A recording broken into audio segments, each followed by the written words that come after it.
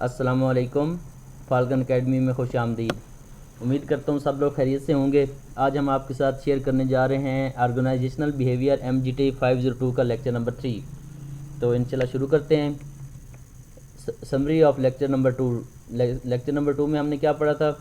Basic model of organisational behaviour पढ़ा था हमने। वो क्या होता है? सबसे पहले हम इंडिविजुअल लेवल को पढ़ते हैं, उसके बाद हम ग्रुप लेवल पे जाते हैं, उसके बाद हम ऑर्गेनाइजेशन लेवल पे जाते हैं। ये इसका बेसिक मॉडल है। हम इंडिविजुअल से लेकर ऑर्गेनाइजेशन तक इसको स्टेप बाय स्टेप जाते हैं। और दूसरा हमें पढ़ा था कि मैनेजर्स क्या करते हैं, व्हाट मैनेजर्स डू। तो ये चीज़ों को दूसरों की मदद से अपने गोल्स को अचीव करते हैं और ये डिसीजन मेकिंग करते हैं और ये ऑर्गेनाइजेशन में काम करते हैं। ये मैनेजर के टास्क हैं, ये काफ़ी अहम है, आप इनको याद कर सकते हैं। उसके बाद हमने पढ़ा था कि to provide leadership and direction, कि जो मैनेजेरियल फंक्शंस हैं वो क्या हैं। वो दो हैं जी, टोटल क्वालिटी मैनेजमेंट वो करते हैं और कंटिन्यूस इम्प्रूवमेंट करते हैं। ये उसके जो मैनेजेरियल उसके हैं फंक्शन, ये वो हैं। आगे चलते हैं आज की टॉपिक की तरफ। आज की टॉपिक है ऑर्गेनाइजेशंस द इम्पोर्टेंट कंपोनेंट। जो ऑर्गेनाइजेशन है उनके इम्पोर्टेंट कंपोनेंट्स क्या हैं? वेयर डू मैनेजर वर्क, वो जो मैनेजर्स हैं वो कहाँ काम करते हैं? वो ऑर्गेनाइजेशन में काम करते हैं डेफिनेटली। उसके बाद व्हाट इज़ एन ऑर्गेनाइजेशन, तो वो ये कह रहा है कि ऑर्गेनाइजेशन है क्या। अ कंसाइजली कोऑर्डिनेटेड सोशल यूनिट, ये एक सोशल यूनिट है जो कि आपस में कोऑर्डिनेटेड होता है और कंपोज्ड ऑफ 2 और मोर पीपल, ये 2 और 2 से ज़्यादा बंदों पे मुश्तमिल होता है। That functions on a relatively continuous basis, जो कि एक कंटिन्यूस बेस पे फंक्शन करता है to achieve a common goal और टू सेट ऑफ गोल।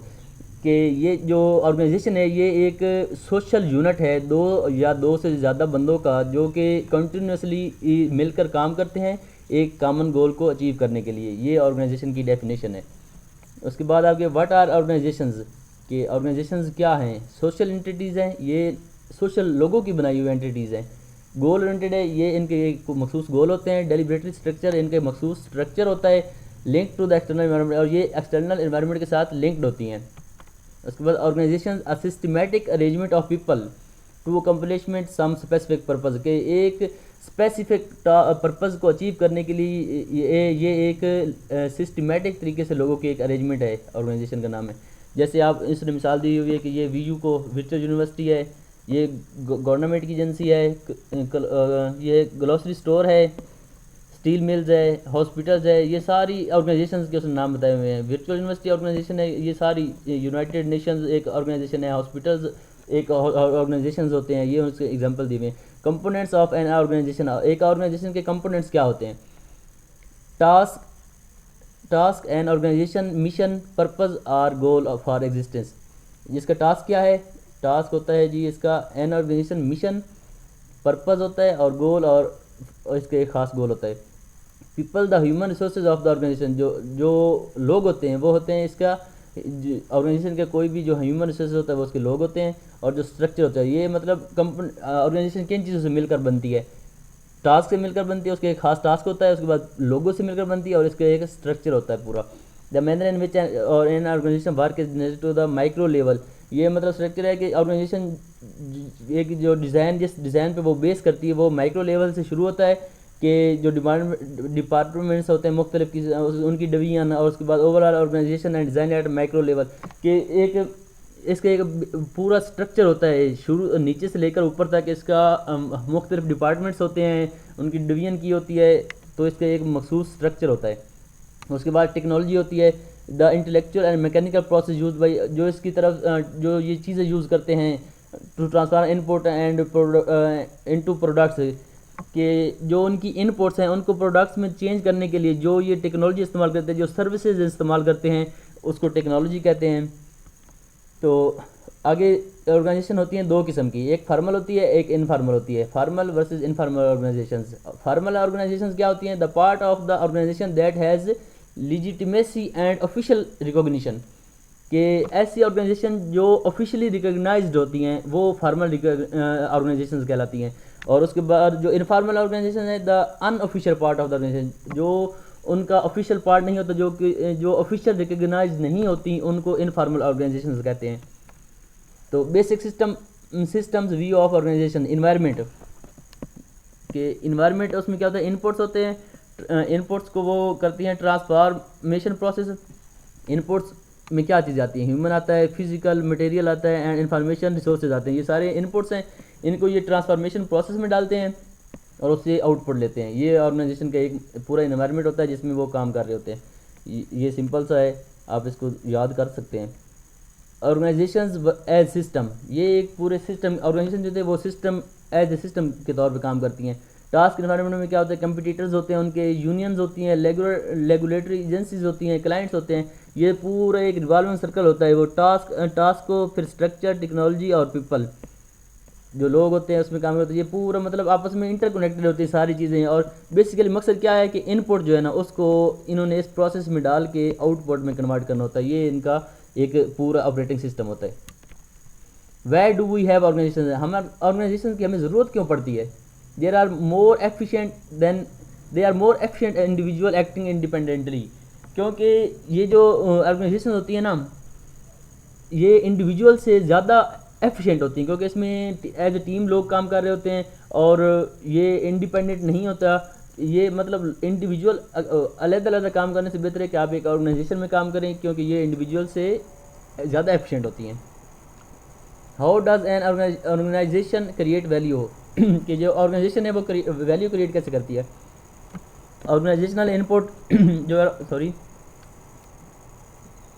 ये organisation inputs, raw material, capital, ये सारे जो इनपुट्स हैं ना इसको उन्होंने करना है कन्वर्जन प्रोसेस में डालना है, कि मशीनरी में डालना है, कंप्यूटर्स में डालना है, ह्यूमन स्किल्स एंड एबिलिटी। उसके बाद फिर ऑर्गेनाइजेशन आउटपुट जो देती है, आउटपुट के बाद ऑर्गेनाइजेशनल इन्वायरमेंट जो होता है उसमें आ जाती है कस्टमर, शेयर होल्डर, ये एक्सटर्नल इन्वायरमेंट के साथ उसका तल्लुक है। ये उसका पूरा एक साइकिल बता रहा है कि जो आपने ऑर्गेनाइजेशन की इनपुट डालनी है वो उसको प्रोसेस में डालना है, प्रोसेस के बाद वो आउटपुट देगी और आउटपुट किधर जाएगी, एक्सटर्नल इन्वायरमेंट में जाएगी। ये इसका पूरा स्ट्रक्चर है एक। आगे चलते हैं organisation stakeholders. Stakeholder क्या होते हैं? एक इनसाइड होते हैं और एक आउटसाइड होते हैं। इनसाइड होते हैं जो शेयर होल्डर्स होते हैं और वर्क फोर्स होती है। इनसाइड मतलब वर्क फोर्स जो आजकल लोग अंदर काम करते हैं वो भी स्टेक होल्डर होते हैं, और उसके बाद जो शेयर होल्डर होते हैं। और आउटसाइडर कौन से होते हैं? कस्टमर होते हैं, सप्लायर्स होते हैं, उसके बाद गवर्नमेंट होती है, जनरल पब्लिक होती है। ये सारे ये मतलब उसके स्टेक होल्डर दो होते हैं, एक इनसाइडर और outsider. Organisational effectiveness satisfying stakeholders goals and interest, कि जो ऑर्गेनाइजेशनल इफेक्टिवनेस है वो तब इफेक्टिव होगी ना जब वो अपने जो स्टेक होल्डर हैं उनके गोल्स को सेटिस्फाई करेगी। How do manager ensure organisational effectiveness, जो मैनेजर होते हैं वो ऑर्गेनाइजेशन की इफेक्टिवनेस को कैसे इंश्योर करते हैं या कैसे मेजर करते हैं? The external resources approach control evaluates the ability to secure, manage and control scarce and value skills and resources, low cost of inputs। मतलब उनका ये है कि जो एक्सटर्नल रिसोर्सेज हैं ना उनको वो कंट्रोल करते हैं कि उनकी जो कास्ट है, लो कास्ट इनपुट्स पे उनकी लो कास्ट आए और हाई क्वालिटी प्रोडक्ट वो बनाएं और इंक्रीज मार्केट शेयर और अपने मार्केट शेयर को बढ़ाएं। ये हर ऑर्गेनाइजेशन का एक गोल होता है कि उनकी कम से कम पैसे लगे और उनकी जो आउटपुट है वो ज़्यादा हो और उनकी जो मार्केट शेयर है वो बढ़े। द इंटरनल सिस्टम अप्रोच, तो जो इंटरनल एक है जी, ये एक्सटर्नल रिसोर्स है। अभी ये इंटरनल सिस्टम में वो कैसे इंप्रूवमेंट ला सकते हैं? Average the organization ability to innovate and function quickly and responsively, cut decision making time. मतलब एक तो वो इंटरनली तौर पे इनपुट पे कम पैसे खर्च करके और अपना हाई प्रोडक्ट बना सकते हैं, और दूसरा वो इंटरनली डिसीजन मेकिंग पावर को इम्प्रूव करके और कन्फ्लिक्ट को रिड्यूस करके और टाइम को रिड्यूस करके कम से कम वक्त में वो अपना प्रोडक्ट बना सकते हैं। तो इन दोनों तरीक़ों से वो अपनी जो है ना शेयर वैल्यू उसको बढ़ा सकती हैं। आगे चलते हैं, टेक्निकल अप्रोच क्या होती है? टेक्निकल अप्रोच ये एफिशिएंसी होती है कि आपकी एफिशिएंसी कितनी है। Evaluates the organization ability to convert skills and resources into goods and services, कि ये किसी भी ऑर्गेनाइजेशन की एक जो एफिशिएंसी वो चीज़ होती है कि वो अपने जो टेक्निकल उनके रिसोर्सेज हैं, उनकी स्किल्स हैं, उनको वो अपनी सर्विसेज में कैसे और कितना जल्दी तब्दील करते हैं, और जिससे उनकी इंक्रीज प्रोडक्ट क्वालिटी इंक्रीज हो जाती है, नंबर ऑफ डिफेक्ट्स डिक्रीज हो जाते हैं, रिड्यूस प्रोडक्शन कॉस्ट कम हो जाती है, ऑटोमेटिकली इम्प्रूव कस्टमर सर्विसेज ये बढ़ जाती हैं, reduce delivery time to customer. ये चार चीज़ें उस एफिशिएंसी में आती हैं, एक ऑर्गेनाइजेशन की एफिशिएंसी में ये सारी चीज़ें आती हैं। फैक्टर्स अफेक्टिंग ऑर्गेनाइजेशन के, वो कौन से फैक्टर्स हैं जो कि ऑर्गेनाइजेशन को इफेक्ट करते हैं? ऑर्गेनाइजेशनल एनवायरनमेंट इसको करता है, टेक्नोलॉजिकल एनवायरनमेंट करता है और ऑर्गेनाइजेशनल प्रोसेस। ये तीनों फैक्टर हैं जो ऑर्गेनाइजेशन को अफेक्ट कर सकते हैं।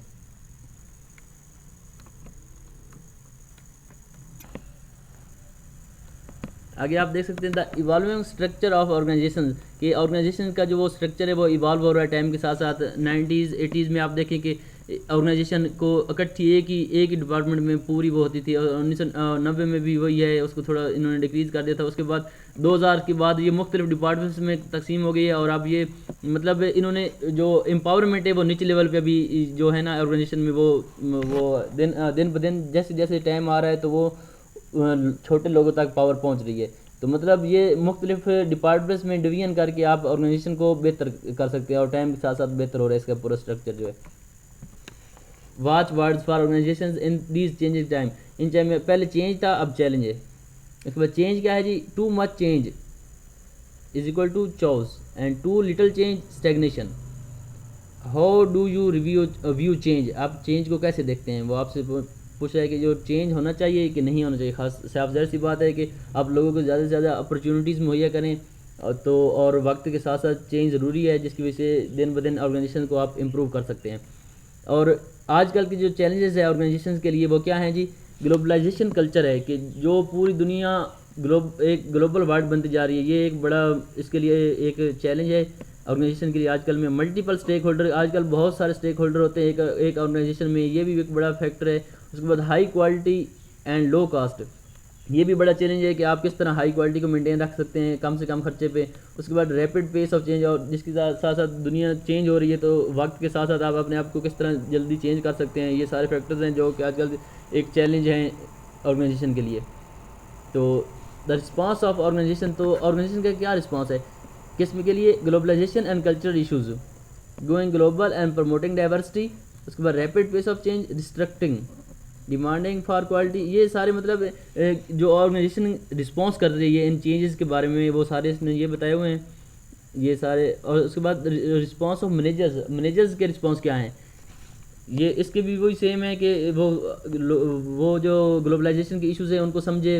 उसके बाद जो चेंज हो रहा है वक्त के साथ साथ अपने एटीट्यूड को चेंज करे, उसके बाद क्वालिटी को इम्प्रूव करे, लो कास्ट पे मल्टीपल स्टेक होल्डर के साथ मिल के चले, और इस तरह मतलब फ्लेक्सिबल उसको होना चाहिए, और उसको ये जो सारे टास्क हैं वक्त के साथ साथ उसको इन चीज़ों को अपडेट करना चाहिए, तो ये उसके लिए बहुत ज़रूरी है। और मैनेजमेंट एंड मिथ्स के जो मैनेजमेंट होती है उसके बारे में कुछ गलत तस्वुरात पाए जाते हैं आजकल, वो ये हैं कि व्हाट मैनेजर्स कैन डू, कि जो मैनेजर क्या कर सकते हैं, and what manager can't do, कि मैनेजर क्या कर सकते हैं और क्या नहीं कर सकते। When managing people organisation and society, कि जब लोग किसी लोगों को ऑर्गेनाइजेशन को या सोसाइटी को मैनेज करते हैं तो मैनेजर्स क्या कर सकते हैं और क्या नहीं कर सकते, ये मतलब मिथ्स पाई जाती हैं। तो आज का लेक्चर इधर ही ख़त्म होता है। तो इंशाल्लाह समरी ऑफ लेक्चर, हमने आज के लेक्चर में क्या पढ़ा है कि ऑर्गेनाइजेशन क्या होती है, ये एक सिस्टमेटिक अरेंजमेंट ऑफ पीपल है टू अकम्प्लिश स्पेसिफिक पर्पज़, एक स्पेसिफिक टास्क को हासिल करने के लिए ये लोगों की एक सिस्टमेटिक अरेंजमेंट का नाम है। खासतौर मिसाल के तौर पर वर्चुअल यूनिवर्सिटी एक ऑर्गेनाइजेशन है, स्टील मिल है, हॉस्पिटल्स है, ये सारी ऑर्गेनाइजेशन उसने दिखाई हुई है। उसके बाद ऑर्गेनाइजेशन का सिस्टम क्या होता है, ये पूरा सिस्टम उसने बताया हुआ है कि इनपुट्स को बेसिकली उन्होंने एक पूरे सिस्टम में डालना होता है, उसके बाद उनको आउटपुट हासिल होती हैं, ये इसका सारा एक सिस्टम है। How does an organisation create value, के वैल्यू कैसे क्रिएट करती है। उसके बाद मैनेजमेंट एंड मिथ्स के, मैनेजमेंट के बारे में कौन से गलत सवाल पाए जाते हैं। तो इंशाल्लाह नेक्स्ट लेक्चर में हाजिर होंगे, तब तक के लिए अल्लाह हाफिज़, अपना ख्याल रखिएगा।